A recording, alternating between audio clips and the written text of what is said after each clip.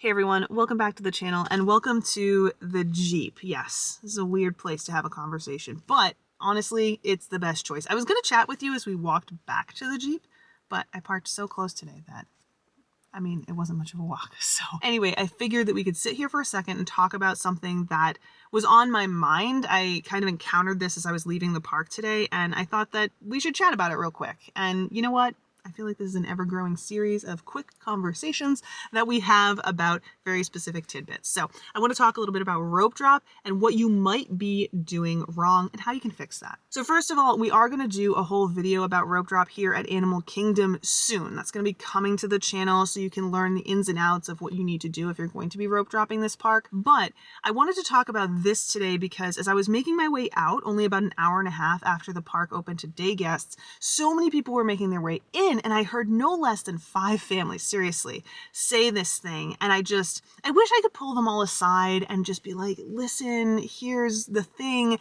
but I would never leave. I would never be able to leave the park. So I'm going to sit here and chat with you about this now, hopefully prevent you from making the mistakes that so many families entering the park right now are making.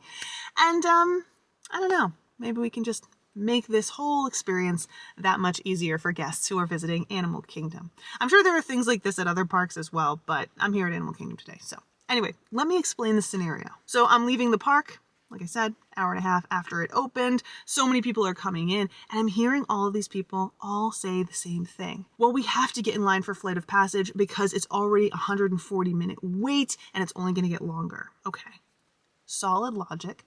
I totally understand where this is coming from, but it's not necessarily accurate. So first and foremost, when it comes to rope drop at any of the 4 parks, there needs to be a little bit of strategy involved. And I can tell that the people who are saying these things, they've been watching videos, they've been looking up information, and they know that here at Animal Kingdom, making your way to Flight of Passage is the way to go. It is the rope drop strategy. However, just because it's a strategy that everyone talks about doesn't necessarily mean it's going to be the best or the most efficient. And I think that that's important to keep in mind, and it's important to have a backup plan, but more on that here in a second. So here's the problem with the logic of just running to Flight of Passage as soon as you get to Animal Kingdom.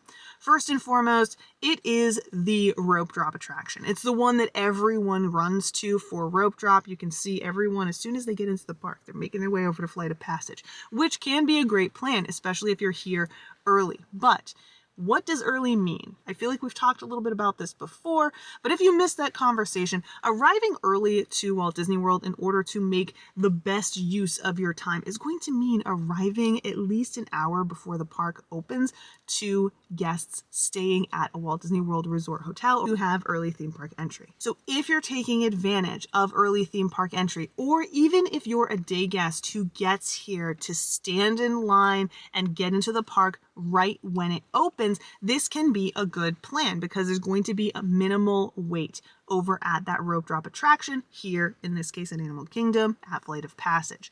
Now that doesn't mean there'll be no wait, but it'll probably be less of a wait than you'll have an hour after the park opens to day guests. Now, if you happen to be like one of the many families who I encountered on my way out and you're arriving an hour, hour and a half after the park opened, you're still in good shape. You can still get a lot done before the crowds get too bad. However, you have to adjust your thinking a little bit because while you're still ahead of a huge group of people, you're so very far behind the people who got in early, the people who were there for early theme park entry and the people who were there for rope drop when the park opened to day guests. Now I know I might be repeating myself, but I want to make sure that I'm perfectly clear.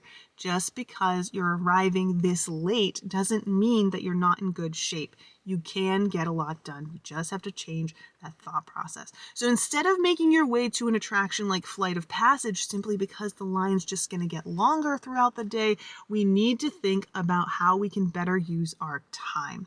Now, in my opinion, going to that rope drop attraction, if you're not here for rope drop, isn't the best plan, because while the line might get longer throughout the day, and that does happen sometimes, particularly during really busy times of the year, more often than not, it's going to ebb and flow throughout the day. So you can jump in line during a better time of day and use your time better in the morning. For example, here at Animal Kingdom, my suggestion would be to go the opposite direction. Hit up Dinosaur. ride Everest, and then make your way to Pandora, which will get you there during the hotter part of the day, more likely than not. And that's actually a great time to get in line for Flight of Passage, even if it's a really long line, because most of the queue is indoors. So you can cool off in the AC, have a nice cold drink, have a snack, and be good to go. Now, if you go the other route and do what so many of these families are likely to do today, you might find yourself standing in that 2-hour plus line during the coolest part of the day, which to me feels like a bit of a waste of AC, also a missed opportunity to cool off later in the hotter part of the day, but that's just me.